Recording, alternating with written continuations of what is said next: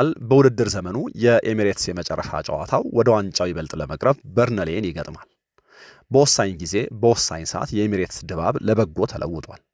ከተሰባሪነት ከተሸባሪነት ወደ አስፈሪነት ተሸጋግረዋል የአርሰናል ደጋፊዎች። አርቴታ ይህንን ድጋፍ የማይመዘን የማይለካ ማብቂያ የሌለው ሲል ይገልጸዋል። በቅርቡ የአርሰናል ተጫዋቾች በኤሚሬትስ ባደረጓቸው የመጨረሻ ጨዋታዎች የተቀጣጣይ እሳቱን ሽታ እየማጉ በሚያስተጋባው የድራም ድምፅ ውስጥ ግራና ቀኝ በቆመ ደጋፊ ታጅበው ነው ወደ ስቴዲየም የሚገቡ የነበረው። ፍሮም ዴይ ዋን አርቴታ ትኩረት ሰጥቶት የሚያወራ የነበረው እንደዚህ ስላለው የድጋፍ ባህል ነው። ደጋፊውን ጦረኛ ስለማድረግ ከተጫዋቾቹ ጋር አብሮ ስለማዝመት እና ይሄ ተሳክቶላቸው አትሌቲኮ ማድሪድን ከመግጠማቸው በፊት በጣም የሚያስደንቅ ድባብ በስቴዲየሙ ታይቷል። ሚኬል አርቴታ እንደዚህ ያለውን ነገር አይቶት አያውቅም በኤሚሬትስ። ተጫዋቾቹም እንደዚህ ያለ ነገር ኤክስፒሪየንስ አድርገው አያውቁም። የእንግሊዝ ብዙሃን መገናኛዎችም አዳምቀው ነው ይህንን ሲያወሩት የነበረው። እንደዚህ ባለ መንገድ ደጋፊውን ሞቢላይዝ ማድረግ ለረዥም ጊዜ የሚኬል አርቴታ ህልም ነበር።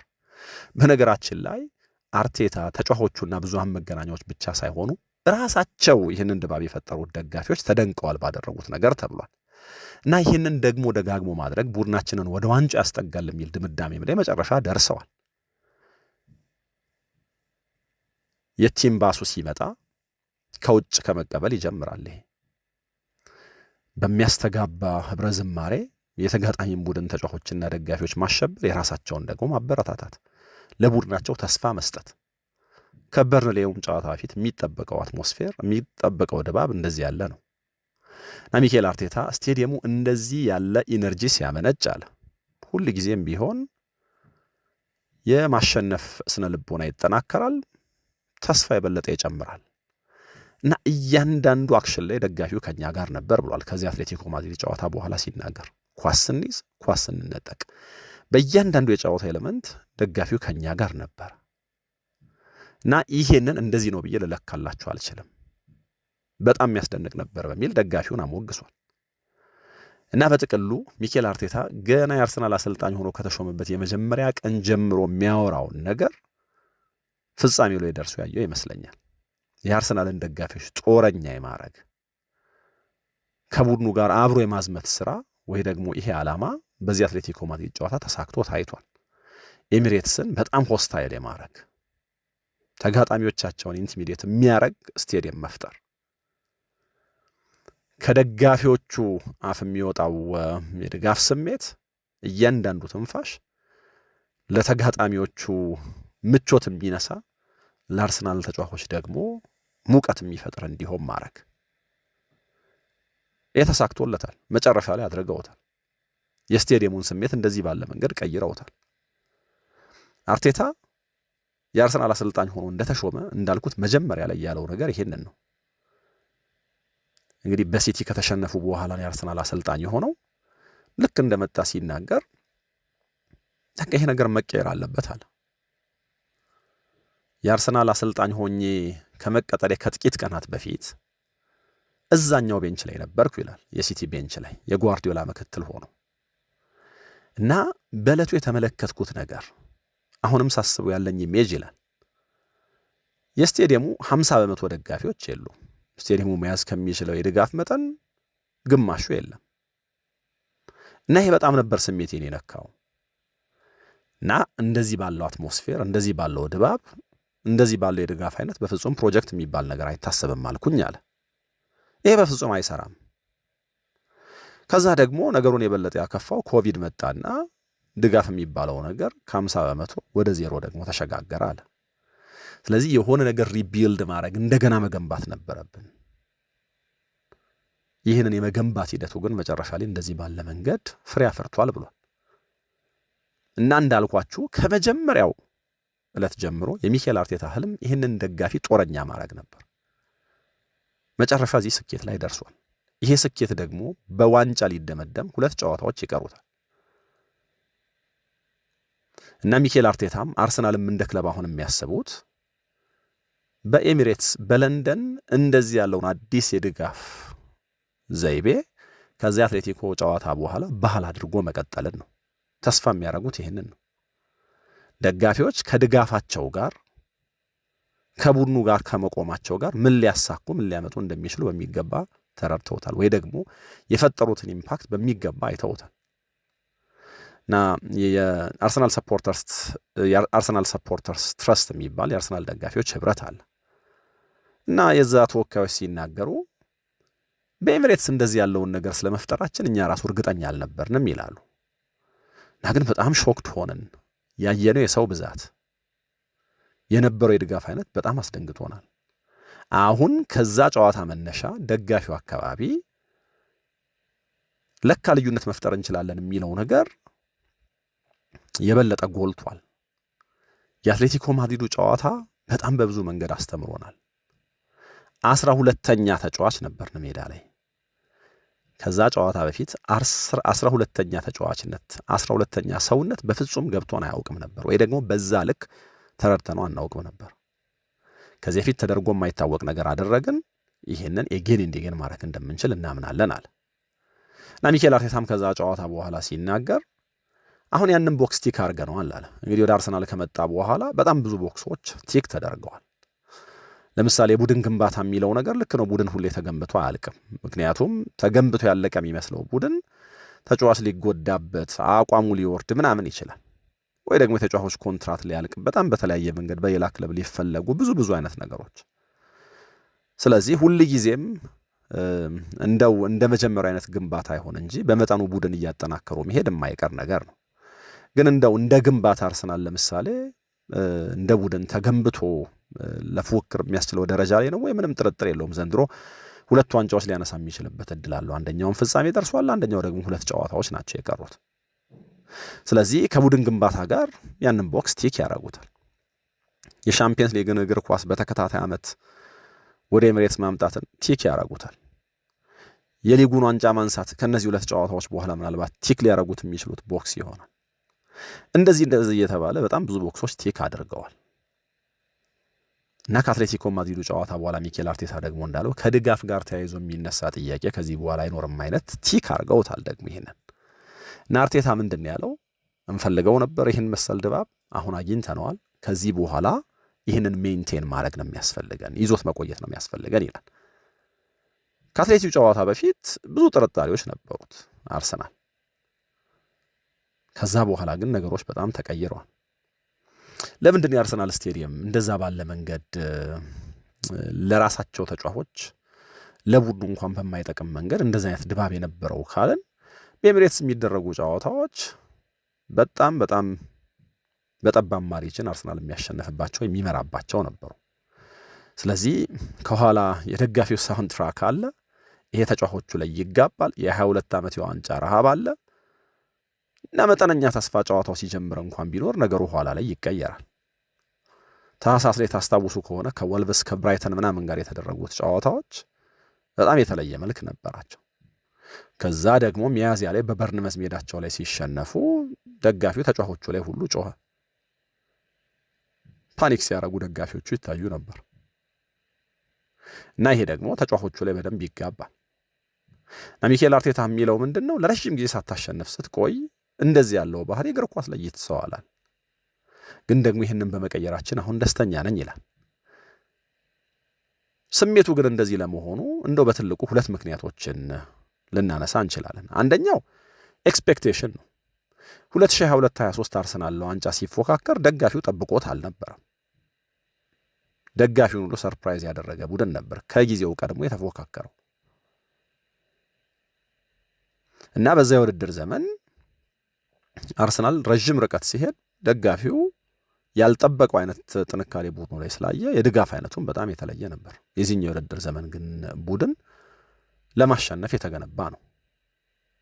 ስለዚህ በ2022-23 የድጋፍ አይነቱ ተለወጠ። በዚህኛው ግን እንዳልኳችሁ ነው። በቃ ማሸነፍ አለበት፣ እናሸንፋለን የሚል ተስፋም ጭምር ይዞ ነው የመጣው። የመጀመሪያው ኤክስፔክቴሽን ነው።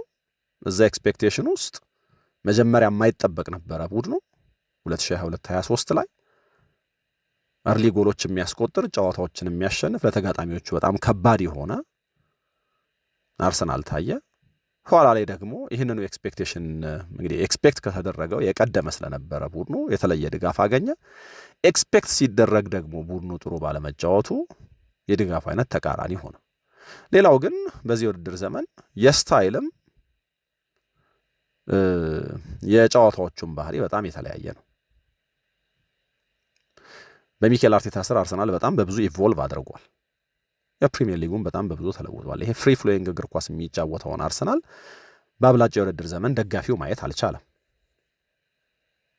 ስለዚህ እንደ ትልቅ ጥያቄ የሚነሳው አንዱ ነገር ይሄ ሆነ ማለት ነው። አርሰናል በጣም በቶሎ ጎሎች የሚያስቆጥር ጨዋታዎችን የሚጨርስ ቡድን አልሆነም። ይሄ በኤሚሬትስ ያለውን ድባብ በጣም ፈታኝ ከባድ አደረገው። ስለዚህ አርሰናል ጎል ባላስቆጠረ ቁጥር ሁሉ ደጋፊው ይጨነቃል፣ ተጨንቆ ያስጨንቃል፣ ቁጭ ብድግ ይላል። ይሄ ደግሞ ተጫዋቾቹ ላይ ይጋባል። ስለዚህ በጥቅሉ የጨዋታ ስታይሉና ኤክስፔክቴሽኑ መለወጡ በኤሚሬትስ ያለውን ድባብ ሙሉ በሙሉ ቀይሮታል። የአርሰናል ጨዋታዎች ብዙ ቁጭ ብድግ የሚያደርጉ አይደሉም። ከዛ ባለፈ ደግሞ ቀድሞ ጎል እያስቆጠረ ልክ እንደ 2022-23ቱ ጨዋታዎችን በጊዜ አያሸንፍም። በዚህ ምክንያት ደጋፊው በጣም ነርቨስ ይሆናል። ሌላኛው ግን ስታይሉ በራሱ ቁጭ ብድግ የሚያደርግ ደጋፊዎችን የሚማርክ አልነበረም እና እያንዳንዱ ጨዋታ ለደጋፊዎቹ የጭንቀት ሆኗል። በዚህ ምክንያት ደጋፊዎቹ በኤሚሬትስ እንደዚህ ያለ ድባብ እንዲታይ ሆኗል ነው የሚሉት። ይህንን ግን ከበርንመዙ ጨዋታ በኋላ ከአትሌቲኮ ማድሪድ ድል በኋላ ደግሞ ደጋፊው በጣም በተለየ መንገድ ተረድቶታል ነው የሚሉት የደጋፊዎቹ ተወካዮች። እና አሁን ለእነዚህ ደጋፊዎች ክሬዲትን መስጠት ያስፈልጋል። ሬዳክሽን የሚባል የአርሰናል የደጋፊዎች ህብረት ደግሞ አለ። ይሄ ሬዳክሽን የሚባለው የደጋፊዎች ህብረት የስቴዲየም አትሞስፌር ላይ ድባብ ላይ ብቻ ፎከስ አድርጎ የሚሰራ ነው። ከጨዋታዎች በፊት ደጋፊዎችን ኦርጋናይዝ በማድረግ ስለሚይዟቸው ቲፎች፣ ባነሮች፣ ስለ ህብረ ዝማሬው፣ ስለተለያየ ነገር የስቴዲየሙን አትሞስፌር በምን አይነት መንገድ የነቃ እናድርገው የሚል የቤት ስራ የሚሰራ ነው እና ይሄ ሬዳክሽን ከዚህ አንጻር ከዚህ አትሌቲኮ ማድሪድ ጨዋታ ጋር ተያይዞ በጣም ትልቅ ስራ ሰርቷል እና አሁን በእነዚህ ጨዋታዎች አርሰናል ጥሩ ተጫውቷል፣ ወደ ዋንጫ ቀርቧል፣ የበለጠ ደጋፊው ለሚፈልገው ክብር ተጠግቷል እና ደግሞ መጨረሻ ላይ ደጋፊው አንድ የተረዳው ነገር ካለ በድጋፍ የሆነ ነገር ማምጣት እንደሚችል ብቻ ሳይሆን ለቡድኑና ለአሰልጣኙ ይህንን ድጋፍ በመስጠት የመጨረሻዎቹን ጨዋታዎች ማሸነፍ ወደ ዋንጫ ያስጠጋቸዋል። እርግጥ ነው ግን በቃ ወሳኝ ሰዓት ላይ ደርሰናል። አሁን እዚህ ቡድን ላይ ችግር እንኳን ቢኖር ኮምፕሌን የምናደርግበት ጊዜ አይደለም እና እዚህ ወሳኝ ሰዓት ላይ ወደኋላ አንመለስም። ያለንን ሁሉ እንሰጣለን። ከዚህ ቀደም ስንጮሁለት ስናለቅስለት የነበረው ነገር አሁን ወደ ፍጻሜ ሊደርስ ተቃርቧል። ይህንን ኦፖርቹኒቲ መጠቀም አለብን የሚል እምነት አላቸው።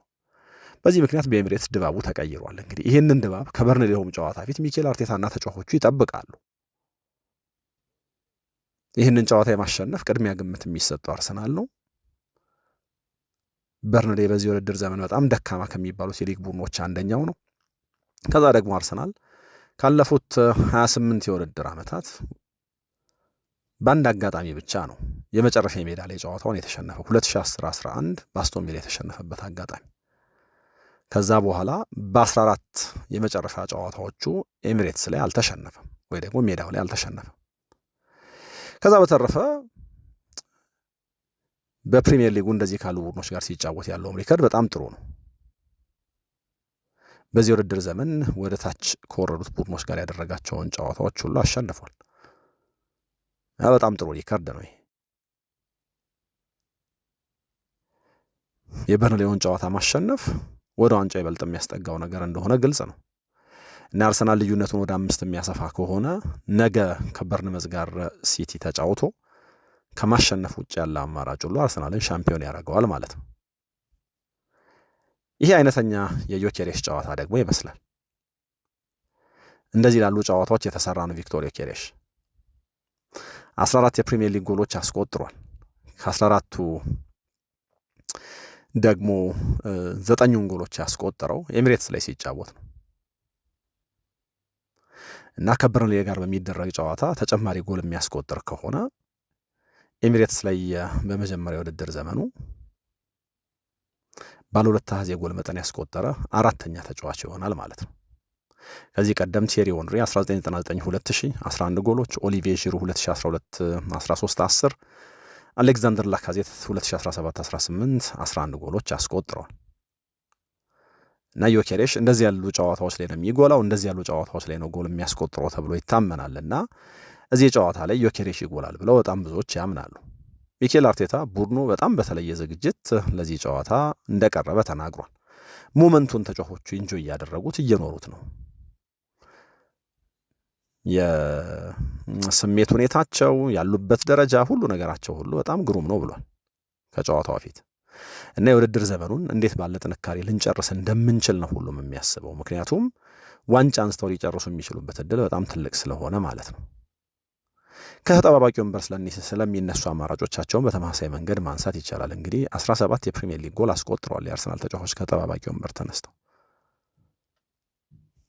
እና ይህንን ጨዋታ በመጀመሪያ ምርጫው ካልሆነም ደግሞ ከተጠባባቂ ወንበር በሚነሱ ተጫዋቾች ማሸነፍ ለሚኬል አርቴታ በጣም ወሳኝ ነው።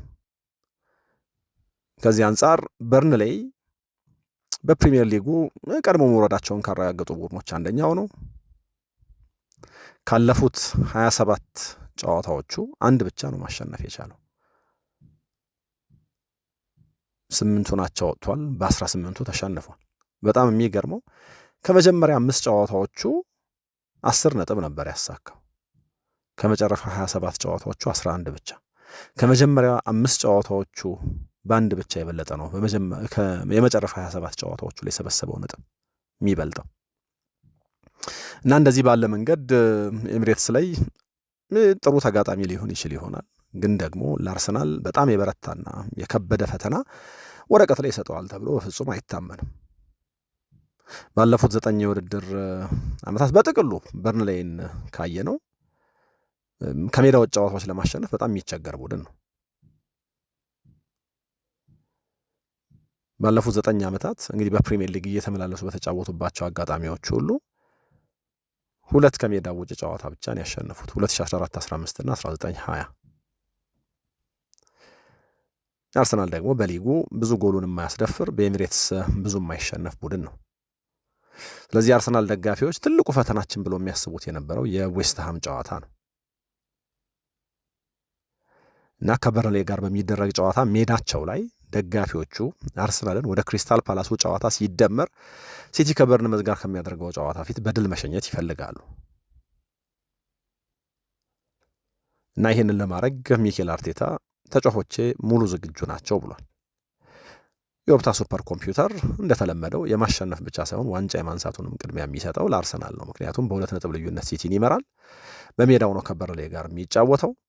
አርሰናል ደጋፊዎች ይሄ ሜዳቸው ላይ ሽኝት የበለጠ ያማረ እንደሚሆን የሚያስቡት ወይ ደግሞ እንዲሆን የሚጠብቁበት ሌላኛው ምክንያት ቅድም ካልኩት የማንቸስተር ሲቲ እና የበርንመዝ የነገ ጨዋታ ውጪ በጣም በተደጋጋሚ የተነሳው የዚህ ክሪስታል ፓላስ ጉዳይ ነው። ከ3 ቀናት በኋላ በኮንፈረንስ ሊግ ፍጻሜ የሚጫወት ቡድን አላቸው ኦሊቨር ግላስነር። ስለዚህ ቡድናቸው ሮቴት ማድረግ ይኖርባቸዋል። ይሄ ደግሞ ለአርሰናል ጠንካራውን ፓላስ የመግጠምን እድል አይሰጠውም። በዚህ ምክንያት እነዚህ 2 ጨዋታዎች ዋንጫውን የምናነሳባቸው ናቸው ኤኒዌይ ሲቲም ቢያሸንፍ ብለው ያስባሉ። በትልቁ ግን አርሰናል ዛሬ የቤት ስራውን የሚሰራ ከሆነ ያለ ጥርጥር በርንመዝ ከሲቲ የሚያደርጉት ጨዋታ የበለጠ ደግሞ አርሰናል ከበርንሌይ ጋር ከሚያደርገው ጨዋታ ፈታኝ ይሆናል። ኢራዮላ የመጨረሻ የሜዳ ላይ ጨዋታውን ሲያደርግ በጣም በጥሩ መሸኘት ይፈልጋል እና ደግሞ ከሲቲ ጋር ሲጫወት ጠንካራ ሪከርድ አለው። ሌላው ግን የበርንመዝ የአውሮፓ መድረክ ተሳትፎ የበለጠ መልክ የሚይዝበት ጨዋታም ጭምር ነው እና አርሰናል የሚጠበቅበት ነገር ከበርንሌይ ጋር ባለው ጨዋታ አሸንፎ የቤት ስራውን መስራት ነው። ከዛ በኋላ ምናልባት እንግዲህ የክሪስታል ፓላሱን ጨዋታ ሳይጫወት ዋንጫውን ማንሳቱን ሊያረጋግጥ ይችል ይሆናል። በኤሚሬትስ ቅድም ባነሳነው መንገድ በጣም የተለየ ድጋፍ እንደሚታይ ምንም ጥርጥር የለውም። ከድጋፉ ጋር አርሰናል በምን አይነት መንገድ ጨዋታውን ያሸንፋል? እንዴት ባለ መንገድ ጨዋታውን አፕሮች ያደርገዋል? ለሲቲስ ምን አይነት ፕሬሸር ይሰጣል አርሰናል? ጨዋታው መልስ አለው። ከጨዋታው በኋላ መልሰን በሌሎች ጉዳዮች ደግሞ እናወራለን። አብራችሁኝ ስለነበራችሁ ከልብ አመሰግናለሁ። ሰላም ሁኑ።